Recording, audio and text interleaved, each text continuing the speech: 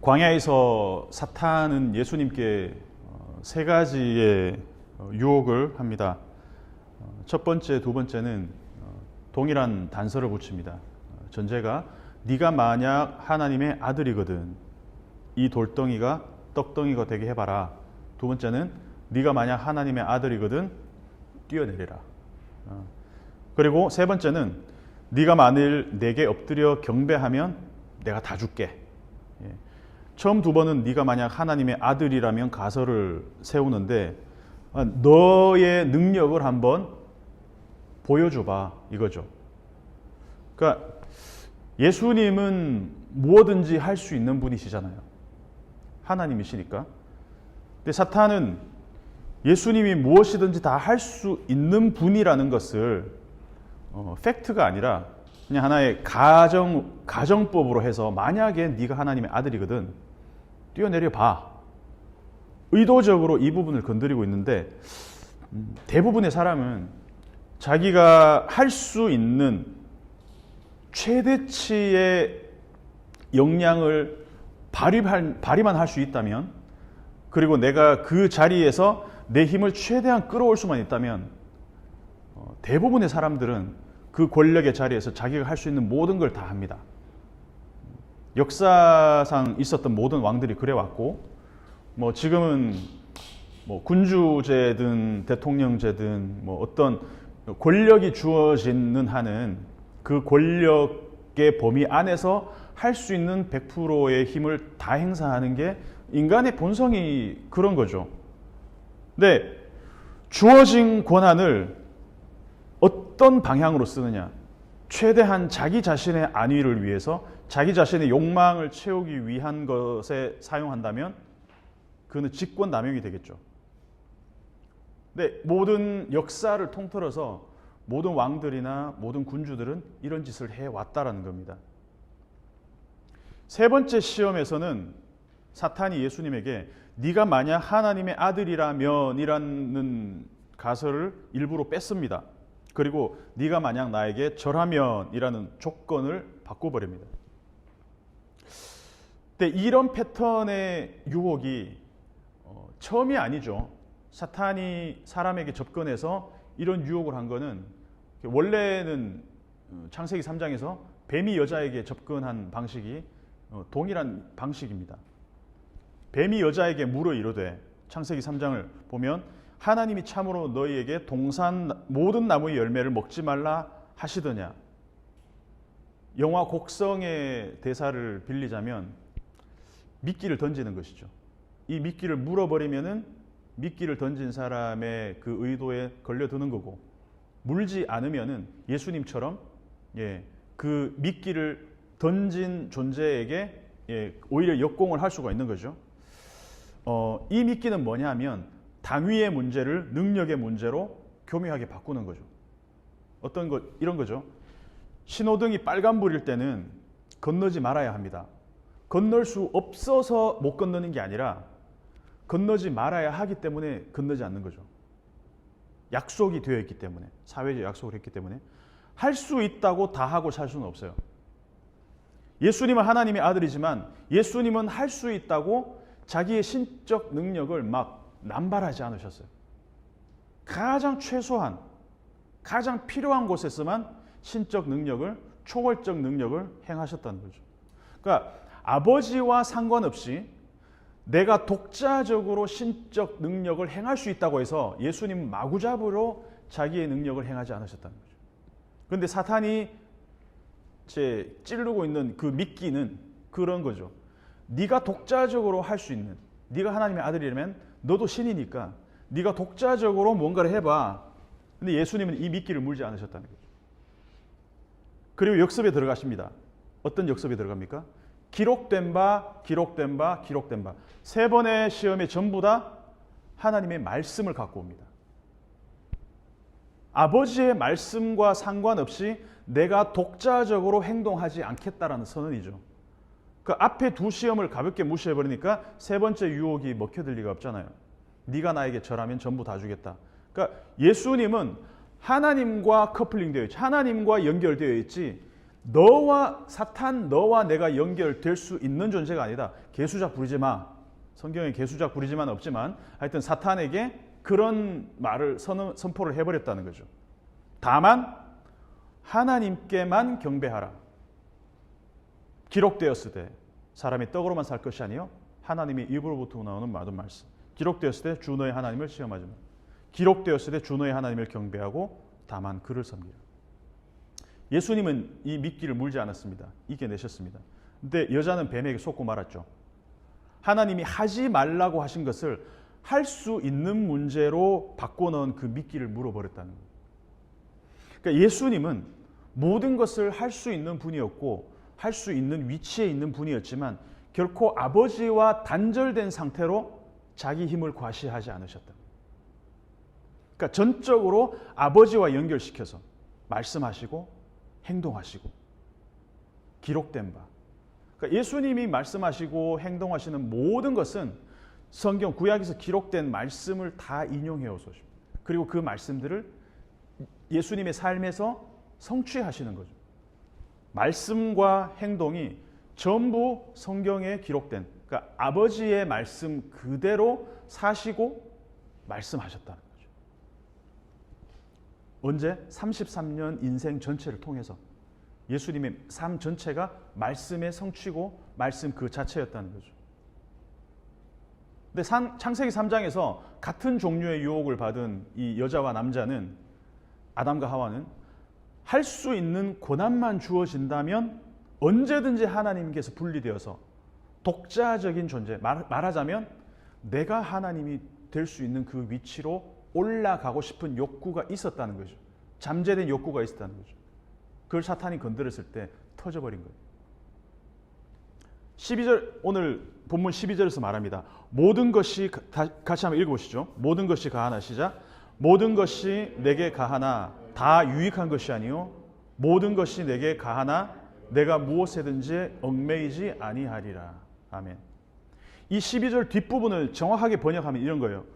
모든 것을 할 수 있는 그 권세가, 모든 것이 법적으로 내가 할 수 있는 권세가 있지만 그 권세들이 나를 휘두르도록 허락하지 않겠다는 거예요. 내가 그 힘의 노예가 되지 않겠다는 거예요. 내가 힘을 컨트롤하는 존재지 그 권세, 모든 것을 할 수 있는 힘이 나를 좌지우지하지 않도록 나는 내버려 두지 않겠다라는 거죠. 이거는 역사 전체를 뒤바꾼 선포입니다. 내한테 주어진 모든 고난을 최대한 끌어모아서 내가 할 수 있는 모든 힘을 다 행사하고 그래서 그 자리에 올라가고 싶어하고 그 때문에 사람들은 권력에 열광합니다. 권력을 가지고 싶어하고. 근데 여러분, 내가 할 수 있는 그 권세가 나를 휘두르지 못하도록 내가 그 권세를 컨트롤하는 것은 아무나 할 수 없는 일입니다. 근데 그 어려운 거를 예수님이 해내셨다는 거예요. 예수님은 가장 신적인 능력이 필요한 순간마다 의도적으로 무기력하셨어요. 언제가 가장 클라이막스입니까? 십자가에서. 예수님은 못을 박을 때 못을 튕겨낼 수 있는 능력이 없었겠습니까? 그 자리에 있는 모든 로마 사람들의 마음을 무너지게 해서 예수님을 십자가에 못 박을 그 의도를, 그 마음조차 들지 않게끔 예수님 못하겠습니까? 근데 예수님 그러지 않으셨다는 거죠. 법정에서 예수님은 묵묵하셨고 십자가 위에서 예수님은 침묵하셨다는 거죠. 안 죽을 수 있는 분입니다. 죽음을 피할 수 있는 분입니다. 그런데 예수님은 온몸으로 그 죽음을 받아들이셨다는 거죠. UFC 세계 챔피언이 있다고 합시다. 그 사람이 자기 아들하고 씨름을 한다고 해봐요. 그러면 내가 UFC 선수라면, 내가 아들이 있다면 어떻게 씨름을 하겠습니까? 장난치는 거죠. 내 있는 기술과 힘을 다해서 내 아들을 제압하고 막 기술로 막 쪼르기 하고 그렇게 하겠습니까? 그렇게 할 사람 없잖아요. 아무도 그렇게 할 사람이 없어요. 내 모든 힘을 다해서 아이한테 져주는 거예요. 그 장면이 성경에 나옵니다. 하나님이 야곱과 씨름을 하는 장면이 나와요. 거기서 누가 이깁니까? 야곱이 이겨요. 하나님이 야곱한테 못 이기겠습니까? 씨름하면 하나님이 야곱을 간단하게 제압할 수 있겠죠. 그런데 온 힘을 다해서 하나님이 져주십니다.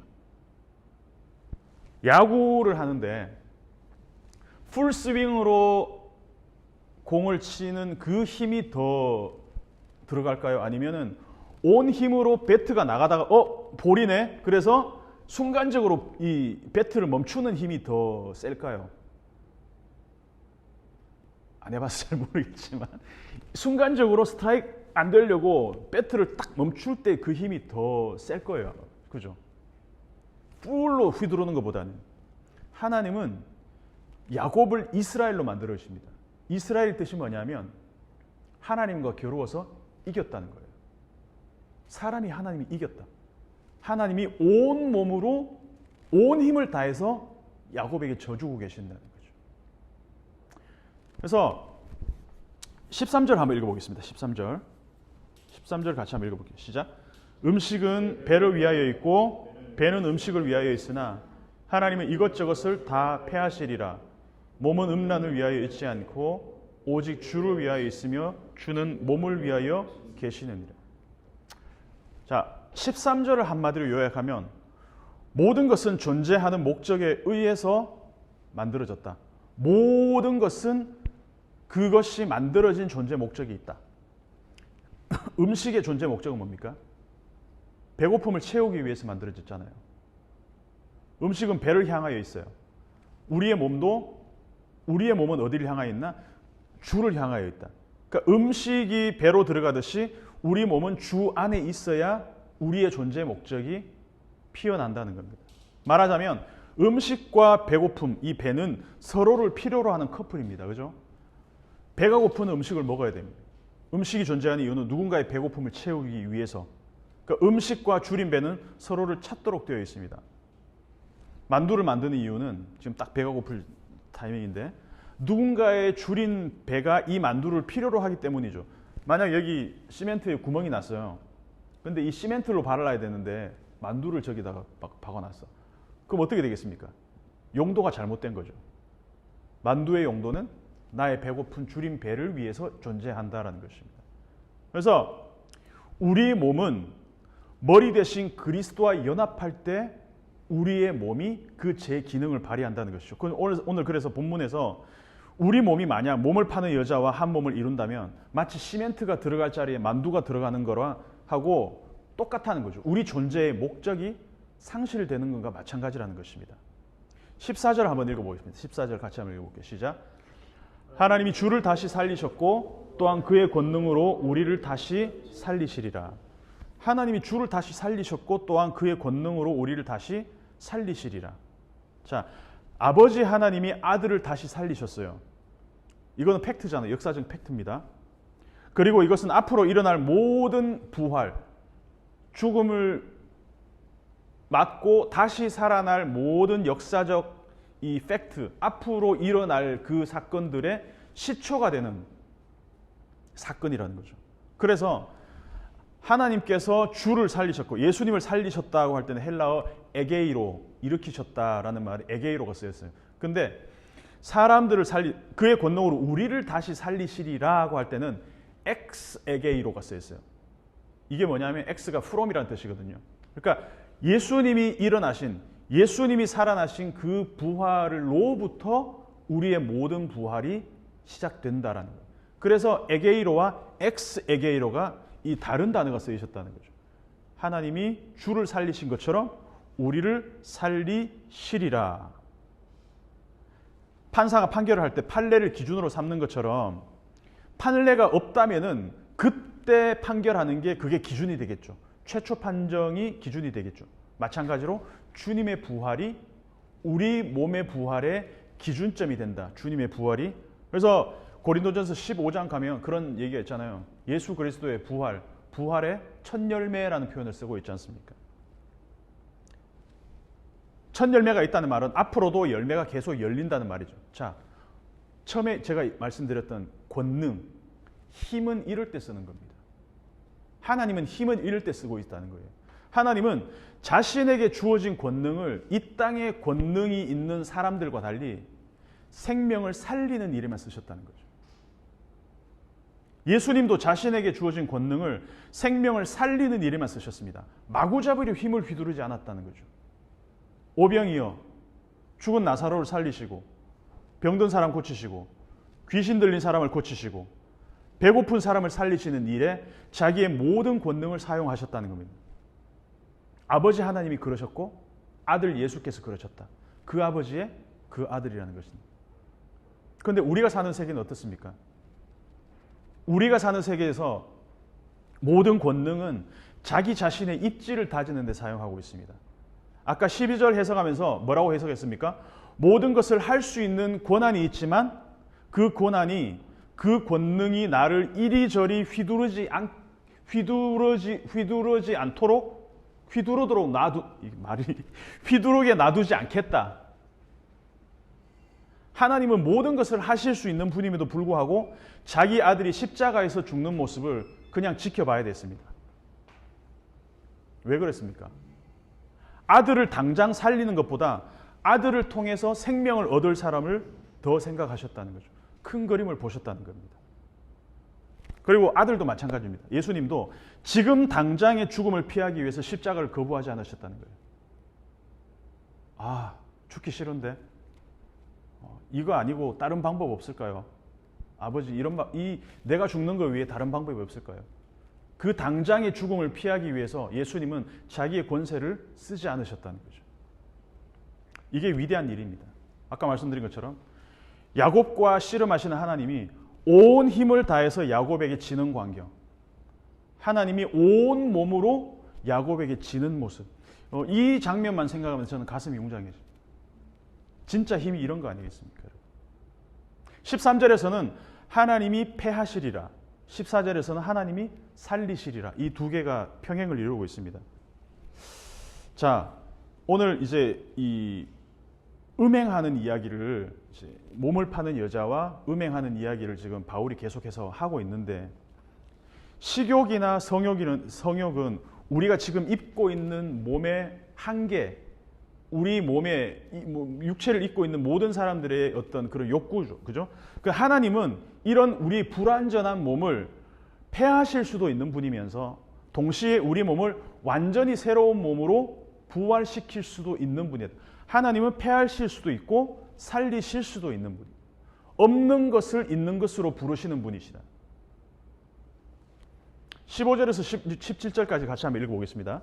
고린도전서 6장입니다. 15절에서 17절까지 같이 한번 읽어보겠습니다. 15절, 16절, 17절 시작. 너희 몸이 그리스도의 지체인 줄 알지 못하느냐? 내가 그리스도의 지체를 가지고 창녀의 지체를 만들겠느냐? 결코 그럴 수 없느니라. 창녀와 합하는 자는 그와 한 몸인 줄을 알지 못하느냐? 일러스되 둘이 한 육체가 된다 하셨나니 주와 합하는 자는 한 영이니라. 아멘. 15절을 보면 지체라는 이 멜로스라는 말이 3번 쓰였습니다. 너희 몸이 그리스도의 지체인 줄 알지 못하느냐? 오이다테. 알지 못하느냐, 알지 못하느냐, 알지 못하느냐.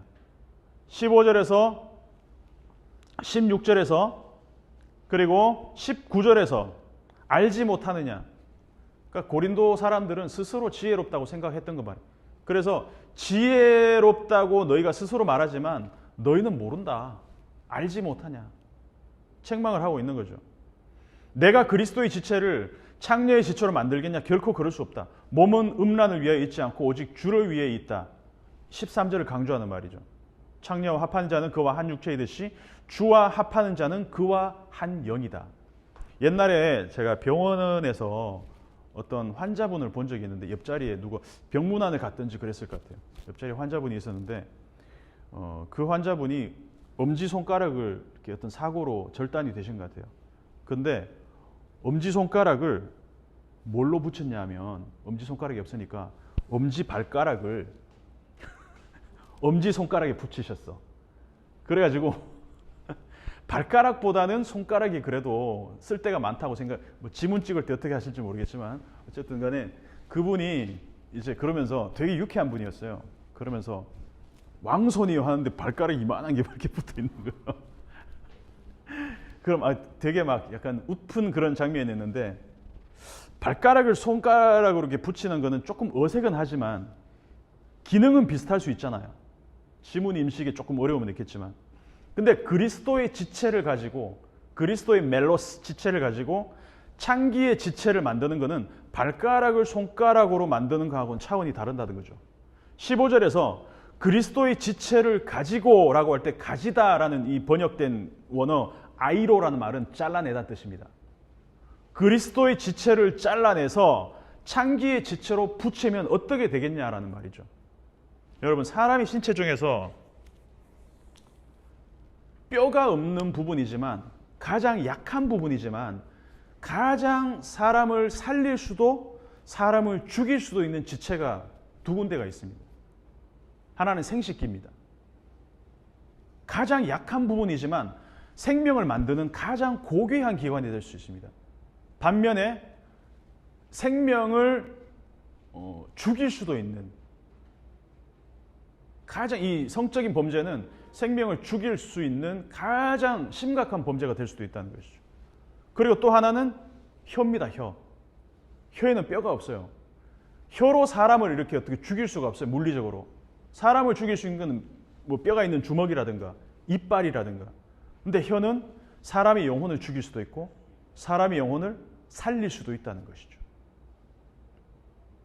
이 양극단의 가능성이 가진 기관입니다.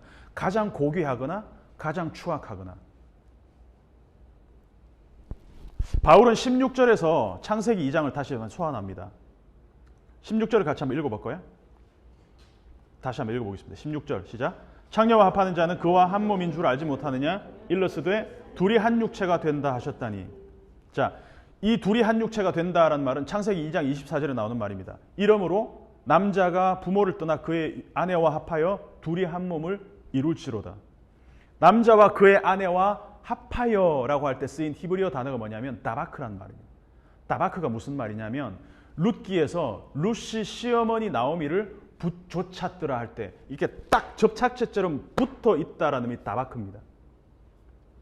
딱 붙어 있다는 뜻입니다. 그래서 창세기 2장 24절에서 남자와 여자가 다바크 된다 하지 않고 남자가 누구와 그의 아내와 다바크 된다라고 했습니다. 그만큼 어떤 성적인 행위는 그 파급력이 크다는 거죠. 생명을 만들 수도 있고 생명을 파괴할 수도 있다는 것입니다. 16절에서 창기와 합하면 한 육체가 되듯이 17절에서는 주와 합하면 한 영, 푸뉴마가 된다라고 얘기했습니다. 자, 이걸 이원론으로 해석하면 문제가 생깁니다. 내 육체는 자유로워. 내 육체는 자유롭기 때문에 내 영은 주님과 하나지만 내 몸은 내 자유롭게 할 수 있지 않아. 이거 전형적인 이원론 아닙니까? 영은 선하고 육체는 악하다. 육체는 어차피 소멸된 거니까 내 자유대로 내 마음대로 쓰지만 내 영은 주님과 하나다. 이 육체와 영혼을 분리하는 이원론을 예수님이 이 땅에 육체로 오시면서 완전히 깨어버리셨다는 거죠. 이거는 자유가 아닙니다.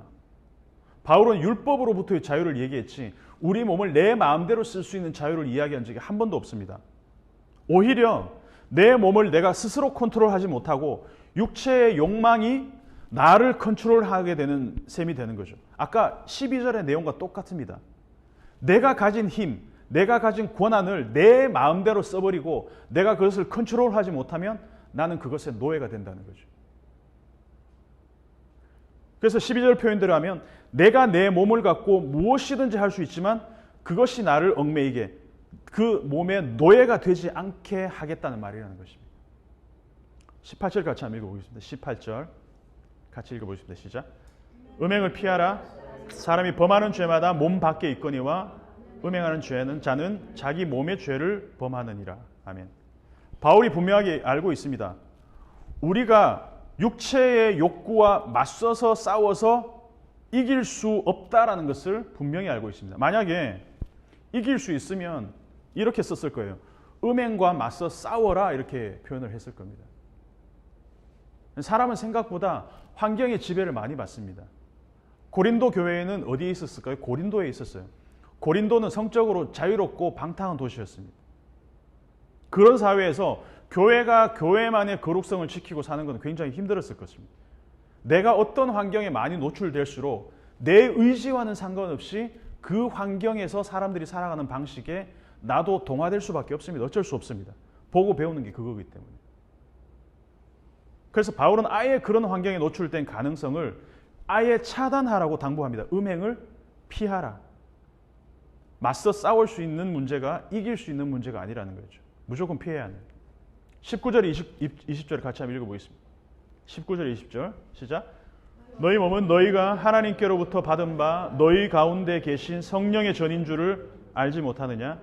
너희는 너희 자신의 것이 아니라 값으로 산 것이 되었으니 그런즉 너희 몸으로 하나님께 영광을 돌리라. 우리 영어 배울 때 기본이 뭡니까? 문법의 기본이 뭡니까? 성수일치, 시제일치. 그죠? 그러면 문법적으로 맞으려면 뭐라고 해야 되냐? 너희 몸들은 너희가 하나님께로부터 받으면 이렇게 해야 되지 않겠습니까? 너희는 복수인데 몸은 단수로 쓰여 있습니다. 너희에게 주어진 몸은 개인적인 개별적인 몸이 아니라 유기체적인 특성을 지닌다는 거죠. 좀 더 발전해서 너희 몸은 너희 소유가 아니다라는 거죠. 너희가 값을 지불하고 산 것이다. 너희의 몸을 누군가 값을 지불하고 산 것. 오늘 제목처럼 누가 샀냐? 하나님이 우리 몸을 샀다는 거예요. 왜? 왜 샀을까요? 지난주에 우리 윤 목사님이 설교했던 그 내용하고 일맥상통합니다. 하나님이 우리 몸을 왜 사셨을까? 성전 재료로 쓰시려고. 우리 몸은 뭐다? 성전의 재료라는 겁니다. 아주 파격적인 선언입니다. 성령께서 거하시는 성전은 눈에 보이는 돌로 만든 성전이 아닙니다. 진짜 성전의 재료는 뭐다? 너희의 몸이다라는 겁니다. 여기 우리 모여 있습니다. 근데 우리 하나하나가 다 성령께서 거하시는 성전의 재료들입니다. 이게 교회입니다. 예수 그리스도를 머리로 하는 예수 그리스도의 몸된 교회라는 것이죠. 자동차 부품 하나하나 뽑아가지고 이거 자동차다 그러면 되겠습니까? 자동차의 부품이 다 모여서 그 기능을 할 때 그게 자동차가 되는 거죠. 구약에서 성전이나 성막의 재료들, 금, 은, 놋, 양가죽 이런 재료들이 있잖아요. 근데 이제 성전은 예수 그리스도를 머리로 하는 성도들의 몸으로 이루어졌다. 우리를 재료로 하는 성전이 진짜 성전이다라는 것이죠. 하나님이 우리의 몸을 성전의 재료로 값을 지불하고 사셨다는 거예요. 그러니까 우리의 몸이 우리의 소유가 아니라는 겁니다. 우리 멋대로 우리가 할 수 있다고 마음대로 하고 살아서는 안 된다는 것이죠. 우리가 주장할 수 있는 소유권이 없다는 것입니다. 왜? 주님이 우리를 사셨기 때문에 우리는 누구의 것이다? 주님의 것이다. 테이큰 영화 보면 딸이 납치되면 아빠가 어떻게 딸을 구해옵니까? 악당을 죽이고. 근데 주님이 우리를 사탄에게 뺏겼던 우리를 다시 사셨어요. 그죠? 다시 우리를 되찾아오신데 이번에는 테이큰의 리암 니슨 방식이 아니라 주님은 어떻게? 자기가 죽음으로. Not by killing, but by kill. 이게 주님이 우리를 되찾아오신 방식이라는 것입니다. 그래서 설교 제목처럼 우리의 몸값은 예수님의 목숨값이다. 예수님의 목숨이 우리의 몸값이라는 것입니다. 교회의 머리 대신 주 예수 그리스도의 몸으로, 그래서 오늘도 우리 주의 성전을 세워가는 우리의 몸, 우리 일상교회가 되었으면 좋겠습니다.